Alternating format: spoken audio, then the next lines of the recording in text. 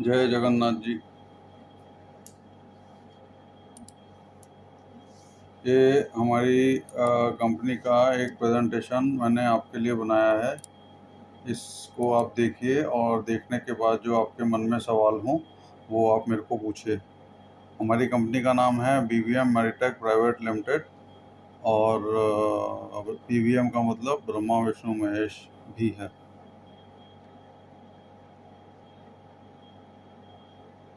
हमारा जो focus market है, जो मैंने आपके लिए अभी विचार किया है, वो उसके हिसाब से हमें जो ये है ट्रेड का मतलब जो प्राइवेट सेक्टर है, एक गवर्नमेंट सेक्टर है और तीसरा मिलिट्री सेक्टर है। 3 तरह के अस्पताल होते हैं। तो उसमें ENT एक डिपार्टमेंट होता है जिसको कि ईयर, नोज़, थ्रोट भी बोलते हैं और उसका एक और तीसरा नाम है ऑटोराइनोलैरिंगोलॉजी। ऑटोराइनोलैरिंगोलॉजी। ईयर तो कान हो गया, नोज़ नाक हो गया, थ्रोट गला हो गया। ऑटो को भी कान बोलते हैं, राइनो को नाक बोलते हैं, लैरिंगो को गला बोलते हैं। लॉजी का मतलब होता है स्टडी या ट्रीटमेंट या पढ़ाई। तो ये ENT डिपार्टमेंट हुआ। दूसरा डिपार्टमेंट होता है एनेस्थीसिया का, बेहोशी का डिपार्टमेंट, जहाँ पे ICU होता है, उसमें भर्ती कर देते हैं। उसी में क्रिटिकल केयर दी जाती है और क्रिटिकल केयर की ट्रेनिंग भी दी जाती है। तीसरा डिपार्टमेंट है हमारा डेंटल का। डेंटल के कम से कम 6-7 और ब्रांचेज होती हैं। एक ब्रांच होती है उसको पेरियो बोलते हैं, जो खाली डेंटल की एक ब्रांच होती है उसे पेरियो बोलते हैं। पेरियो का मतलब जो खाली गम्स के बारे में, मसूड़ों की जांच करता है। दूसरा होता है ऑर्थोडोंटिक, वो जो टेढ़े मेढ़े दांत होते हैं उनको ठीक करता है। फिर उसके बाद होता है ORAL, ओरल एंड मैक्सिलोफेशियल,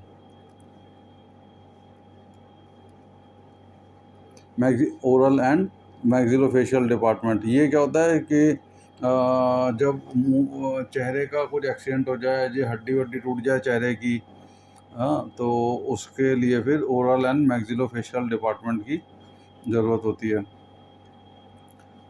इसके अलावा एंडोडोंटिक, कंजर्वेटिव, एक कंजर्वेटिव डिपार्टमेंट भी होता है। कंजर्वेटिव एक उसमें पब्लिक हेल्थ भी बोलते हैं। Public health dentistry. और इसके अलावा प्रोस्थोडोंटिक भी होता है, जो कि वो बनाते हैं, जबड़ा बनाते हैं, जो नकली जबड़ा बना के देते हैं, प्रोस्थो बोलते हैं उसे। पर हमारे काम में आने वाले अभी फ़िलहाल यही वाले हैं, पेरियो, ऑर्थो, ओरल और पब्लिक हेल्थ डेंटिस्ट्री। इसके बाद होता है हड्डियों का डिपार्टमेंट, उसको बोलते हैं ऑर्थोपेडिक। ऑर्थोपेडिक हड्डियों का डिपार्टमेंट होता है, हाथ की, पैर की, कहीं की हड्डी टूट जाए। फिर उसके बाद एक डिपार्टमेंट होता है जो एक्सरे का होता है, रेडिएशन ऑन्कोलॉजी भी उसी में ही एक होता है। और फिर ऑन्को सर्जरी, ये कैंसर का डिपार्टमेंट होता है, कैंसर सर्जरी का। ऑन्को सर्जरी का मतलब सर्जन जो चीर फाड़ करते हैं, और दूसरा होता है ऑन्कोलॉजी, वो खाली दवाइयों से ही ट्रीट करते हैं। तो ये डिपार्टमेंट हैं जिनमें कि हमें काम करना है। ENT, डेंटल और एनेस्थीसिया, ये पहले 3 जो डिपार्टमेंट है ये मेनली आपको फॉलो करने होंगे।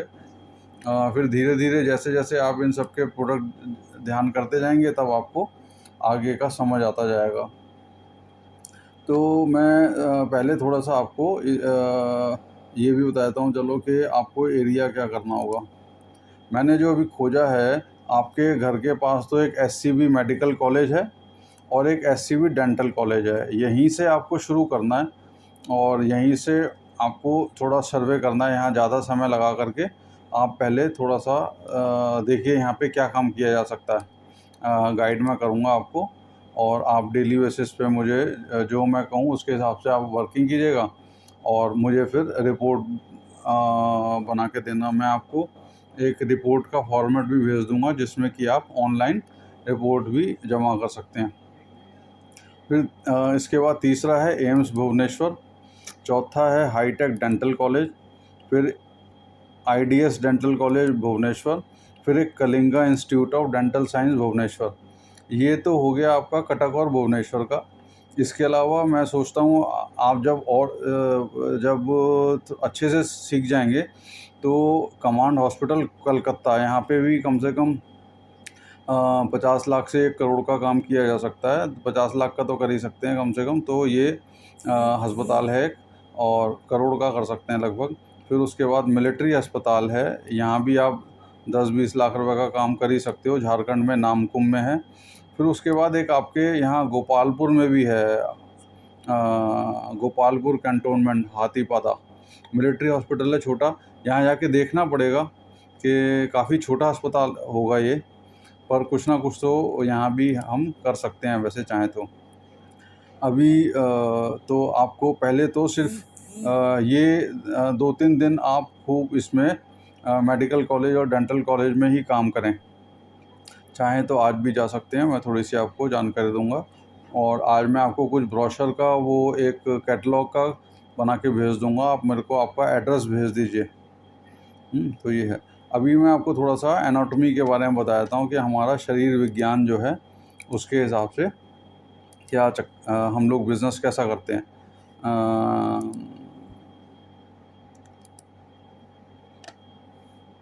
ये हमारे कान की बनावट है, ये बाहर का कान है, अगर आप देख सकते हैं तो ये वाला जो कान का बाहर का कान है, ये बाहर का हिस्सा है। ये कान के बीच की नली है, इसे ईयर कैनाल बोलते हैं, इसे पिन्ना बोलते हैं, पिन्ना, इसे ईयर कैनाल बोलते हैं। फिर ये वाला जो हिस्सा है, ये 3 छोटे-छोटे 1, 2, 3 हड्डियाँ दिखाई दे रही हैं, इसे मिडल ईयर बोलते हैं। और इसके अंदर का जो हिस्सा होता है उसे इनर ईयर बोलते हैं। तो हमारा बिज़नेस जो है कान के ये वाला हिस्सा है, इसमें अगर कान में खुजली हो जाती है तो दवाई डालने के लिए एक हमारी छोटी सी ड्रेसिंग आती है। फिर ये जो 3 हड्डियाँ हैं लोगों की, ये मवाद आ जाता है, गल जाती हैं, तो ये तीनों हड्डियाँ बदली जाती हैं। ये क्या है, 3 हड्डियाँ हैं। अब अच्छा, सबसे इम्पोर्टेंट बात अब समझने की है कि हम अगर कोई आवाज़ सुनते हैं तो सुनते कैसे हैं। जब हम कोई आवाज़ सुनते हैं तो कान में यहाँ से आवाज़ घुसती है और ये कान के पर्दे को हिलाती है। कान का पर्दा हिलता है, उससे पहली हड्डी हिलती है, फिर दूसरी हड्डी हिलती है, फिर तीसरी हड्डी हिलती है। ये तीनों हड्डियों के हिलने से ये कान में पीछे का हिस्सा घोंगे जैसा होता है, जैसा घोंगा होता है उसके शंख के अंदर, सीपी के अंदर ऐसा घोंगा जैसा होता है। इसके अंदर पानी भरा होता है, तो उससे कंपन होता है। कंपन से फिर वो इलेक्ट्रिसिटी प्रोड्यूस होती है और वो फिर हमारे ब्रेन में जाती है, तब हमें आवाज़ सुनाई देती है। अब यहाँ से अगर आवाज़ जा रही है, यहाँ पे अगर इन्फेक्शन हो गया तो दवाई लगाने के लिए हम एक छोटा सा ड्रेसिंग डाल देते हैं। ये तीनों हड्डियाँ बेचते हैं हम, ये 2-3 हज़ार रुपये की आती है। अगर एक ख़राब हो तो एक बदल जाती है। इसे बोलते हैं मैलियस इंकस स्टेपिस, MIS, ये लिखा MIS, मैलियस इंकस स्टेपिस। तो ये तीनों जो हैं हम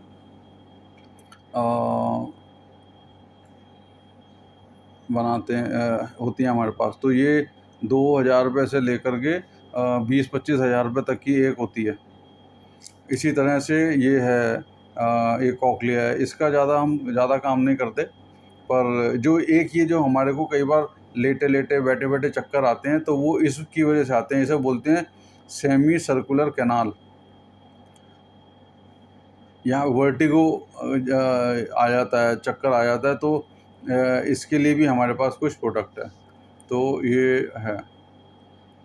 और जब कान की सर्जरी करनी होती है जब यहाँ की, तो कान के पीछे के हिस्से में हड्डी में छेद करके यहाँ जाते हैं और फिर ये सब जो भी कुछ करना होता है कर देते हैं। कान के पीछे की हड्डी में से घुसते हैं यहाँ पर, जिससे कि ये सब ठीक से बना रहे। तो उसके लिए ड्रिल मशीन भी होती है हमारे पास। ये है ईयर की एनाटॉमी। फिर ऐसे ही गले की होती है। ये हमारा मुंह है, ये जीभ है, टंग है। फिर ये एपिग्लोटिस बोलते हैं, जहाँ से हम बोलते हैं वो एसोफेगस लैरिंग्स होती है। इस वाले में से लैरिंग्स में वोकल कॉर्ड होते हैं, जब वो हिलते हैं तो हमारा ये आवाज़ निकलती है। नाक के पीछे की दीवार को बोलते हैं नेज़ोफेरिंक्स, मुंह के पीछे की दीवार को बोलते हैं ओरोफेरिंक्स और उसके नीचे की दीवार को बोलते हैं हाइपोफेरिंक्स। उसके नीचे जहाँ से खाना खाते हैं उसको बोलते हैं एसोफेगस, और जहाँ से हम सांस लेते हैं वो आगे की तरफ ट्यूब होती है, उसको बोलते हैं ट्रेकिया। अब किसी को अगर सांस नहीं आ रहा, नाक में से, मुंह में से, यहाँ ऊपर कुछ गड़बड़ हो गया, कई बार कुछ लोग जहर पी लेते हैं या कुछ लोग तेजाब पी लेते हैं या गले में फांसी लगा लेते हैं, तो उनका ऊपर का ये बंद हो जाता है। तो हमें इस गले में यहाँ से छेद करके एक ट्यूब डालनी पड़ती है उसको। ये ट्रेकिया है। ट्रेकिया में जब हम कट करते हैं, ट्रेकिया को कट करते हैं तो टॉमी हो जाता है। कट को मतलब होता है टॉमी, तो ट्रेकियाटॉमी यानी ट्रेकियोस्टॉमी बोलते हैं उसे। तो ट्रेकियोस्टमी ट्यूब इसमें डाल दी जाती है। ये 5-6 हज़ार रुपये की ट्यूब आती है, तो वो ट्यूब गले में डाली जाती है। तो हमारे पास वो ट्यूब होती है, हम ट्यूब का बिज़नेस करते हैं। अगर किसी का गले का कैंसर हो गया है तो उसका ये वोकल कॉर्ड जो है वो निकाल देते हैं, लैरिंक्स निकाल देते हैं। तो जैसा मैंने बताया, जब भी कट लगाते हैं कहीं पे तो उसको टॉमी बोलते हैं, टॉमी। तो लैरिंक्स में अगर कट लगाया है तो लैरिंजेक्टमी बोलते हैं, लैरिंजेक्टोमी। और लैरिंक्स और ट्रेकिया में कट किया तो ट्रेकियोस्टोमी बोलते हैं। तो लैरिंजेक्टमी के लिए हमारे पास एक मशीन आती है, इलेक्ट्रो लैरिंक्स रोमेट नाम से। वो 40-50 हज़ार रुपये की होती है। वो मशीन हम देते हैं इसके लिए, और ये तरह की चीज़ है।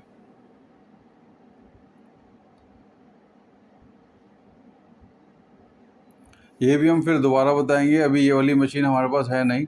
जो इलेक्ट्रो लैरिंक्स होता है उसकी जगह हम कई बार एक छोटा सा यहाँ पे ट्यूब लगाते हैं जिससे आदमी बोल पाता है, पर अभी हम इसमें डील नहीं कर रहे हैं। जो ट्रेकियोस्टमी ट्यूब होती है वो ऐसे लगाई जाती है। ये ट्रेकियोस्टमी ट्यूब ऐसे लगा दी गई है, गले के अंदर ऐसे ट्यूब डाल देते हैं तो पेशेंट यहाँ से सांस लेने लग जाता है फिर आराम से। इसको बोलते हैं ट्रैकियोस्टोमी, TRACHEOS, ट्रैकियोस्टोमी। लैरिंग्स के लिए बोलते हैं लैरिंजेक्टोमी। लैरिंजेक्टोमी के लिए अभी हम खाली इलेक्ट्रो लैरिंक्स डिवाइस देते हैं, वो मैं आपको भी दिखाऊंगा कैसा होता है। जो मैं आपको कह रहा था कि कान में अगर खुजली हो गया, एलर्जी हो गया, तो दवाई डालते हैं, तो दवाई जाके सीधी इधर जाके इकट्ठी हो जाती है कोने में, मेम्ब्रेन के पास, लेकिन हमें तो सारे में फैलानी होती है।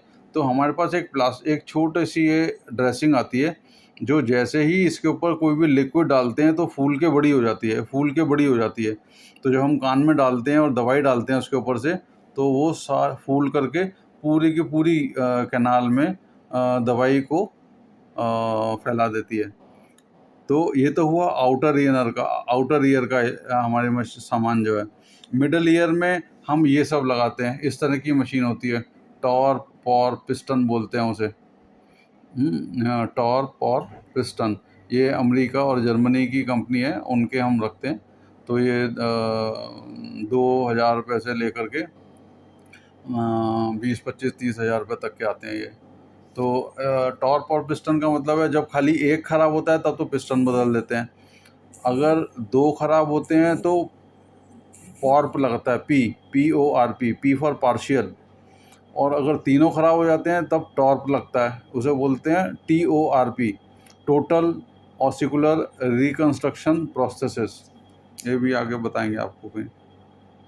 जो मैं आपको इलेक्ट्रो लैरिंक्स की बात बता रहा हूँ, जिसका लैरिंक्स रिमूव कर देते हैं सर्जरी से, कैंसर की वजह से, तो उसको एक ऐसे हैंड हेल्ड मशीन लगाते हैं, वो बटन दबाने से यहाँ वाइब्रेशन आती है और पेशेंट बोल पाता है। क्योंकि ये एक बहुत बड़ी समस्या है, अगर कोई आदमी का लैरिंक्स निकल जाए तो वो बोल नहीं पाता, और बिना बोले जीवन बहुत ही मुश्किल हो जाता है। हम नाक के अंदर एक ऐसी ड्रेसिंग देते हैं, इसे बोलते हैं हम रैपिड राइनो ड्रेसिंग। तो नाक के अंदर कई बार नक्सीर आ जाता है, आपके यहाँ तो गर्मी काफ़ी होता है, तो गर्मियों में नक्सीर आ जाता है, तो आप ये बता सकते हैं। अब ये देखिए इसमें लिखा है एनाटॉमी लैरिंजेक्टमी वॉइस प्रोस्थेसिस। तो ये वाली मशीन हम रखते थे, छोटी वाली, अभी नहीं है फ़िलहाल। जो ट्रैकियोस्टमी ट्यूब है वो हमारी 3 कैनुला के साथ आती है। एक मेन ट्यूब होती है, उसके अंदर इन दोनों में से किसी एक को डाल देते हैं, क्योंकि जब हमारे गले में कफ़ होता है, छाती में कफ़ होता है, तो कफ़ की वजह से ये ट्यूब ब्लॉक हो जाती है। तो उस केस में हमें पूरी ट्यूब नहीं निकालनी होती, खाली अंदर का कैनुला निकालते हैं। ये ट्रैकियोस्टमी ट्यूब है, ये अंदर का कैनुला है। तो 2 कैनुला देते हैं हम इसके साथ, तो वो इसके अंदर डाल करके हम उसको पेशेंट सांस ले सकता है आराम से। इसमें देखें, टॉमी का मतलब होता है कट, लैरिंक्स जमा टॉमी लैरिंजेक्टमी, ट्रेकिया जमा टॉमी ट्रेकियास्टमी, यानी लैरिंक्स में कट किया तो लैरिंजेक्टमी हो गया, ट्रेकिया में रिमूव कर दिया, कट कर दिया तो ट्रेकियास्टमी हो गया। जैसे हमारा मुंह होता है, किसी भी ओपनिंग को माउथ बोलते हैं, माउथ मुंह, तो स्टोमा भी एक वर्ड आता है, उसमें हम इसका मतलब होता है ओपनिंग।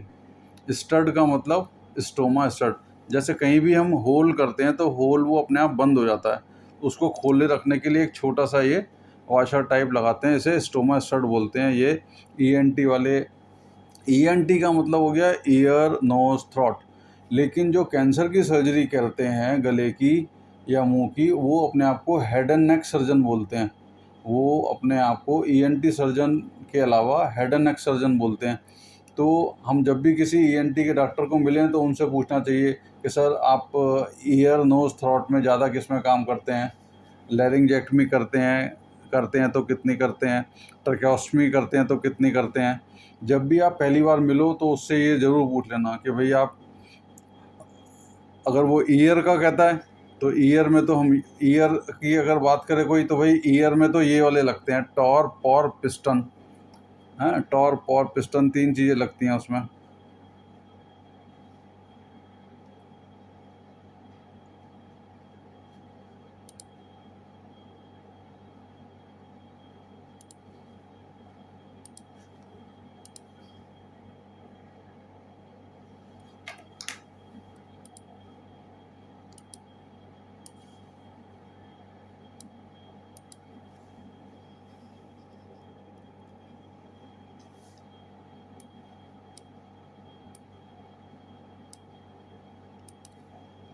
टॉर्प का मतलब total ossicular reconstruction processes, PORP। पॉर्प का मतलब होता है partial ossicular reconstruction processes.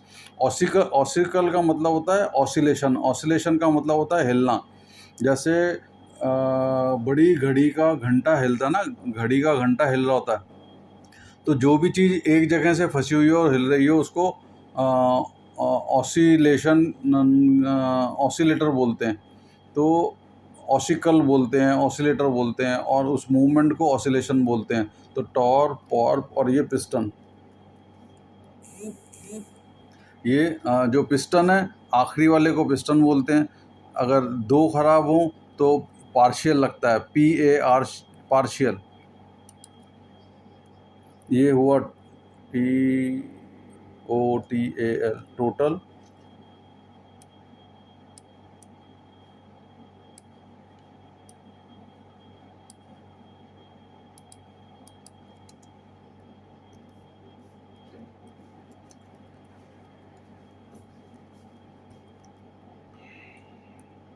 Sir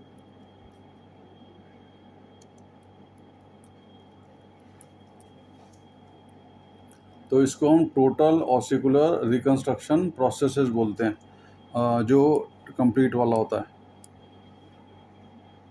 ये जो नीचे वाले हैं टोटल है, हैं, इसमें एक पार्शियल होता है, ऐसे ही एक अ,